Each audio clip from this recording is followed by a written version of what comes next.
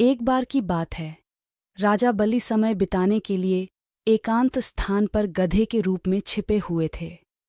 देवराज इंद्र उनसे मिलने के लिए उन्हें ढूंढ रहे थे।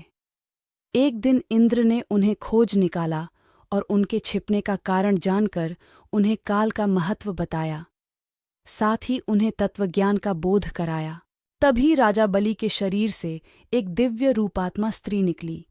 उसे देखकर इंद्र ने पूछा, दैत्यराज, यह स्त्री कौन है? देवी, मानुषी अथवा आसुरी शक्ति में से कौन सी शक्ति है? राजा बलि बोले, देवराज, ये देवी तीनों शक्तियों में से कोई नहीं है। आप स्वयं पूछ लें। इंद्र के पूछने पर वे शक्ति बोली, देवेंद्र, मुझे न तो दैत्यराज बलि जानते हैं और न ही तुम या कोई अन्य देवगण। पृथ्वी लोक पर लोग मुझे अनेक नामों से पुकारते हैं, जैसे श्री, लक्ष्मी आदि।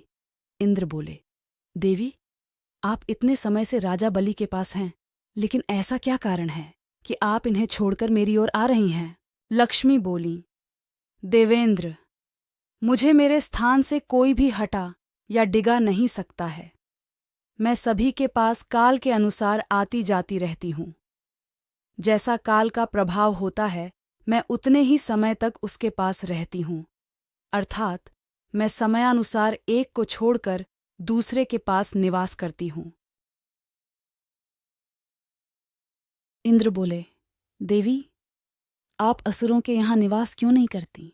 लक्ष्मी बोली, देवेंद्र, मेरा निवास वहीं होता है जहाँ सत्य हो, धर्म के अनुसार कार्य होते हों, व्रत और दान देने के कार्य होते हों। लेकिन असुर भ्रष्ट हो रहे हैं। ये पहले इंद्रियों को वश में कर सकते थे, सत्यवादी थे, ब्राह्मणों की रक्षा करते थे, पर अब इनके ये गुण नष्ट होते जा रहे हैं। ये तप उपवास नहीं करते, यज्ञ, हवन, दान आदि से इनका कोई संबंध शेष नहीं है। पहले ये रोगी, स्त्रियों, वृद्धों, दुर्बलों की रक्षा करते थे, गुरुजन का आदर करते थे, लोगों को क्षमादान देते थे। लेकिन अब अहंकार, मोह, लोभ, क्रोध, आलस्य, अविवेक, काम आदि ने इनके शरीर में जगह बना ली है।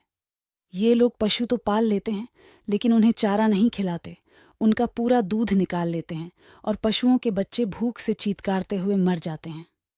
ये अपने बच्चों का लालन पालन करना भूलते जा रहे हैं। इनमें आपसी भाईचारा समाप्त हो गया है।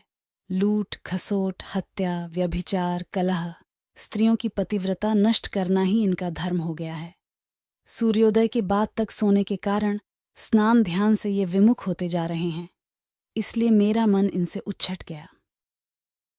देवताओं का मन अब धर्म में आसक्त हो रहा है, इसलिए अब मैं इन्हें छोड़कर देवताओं के पास निवास करूंगी।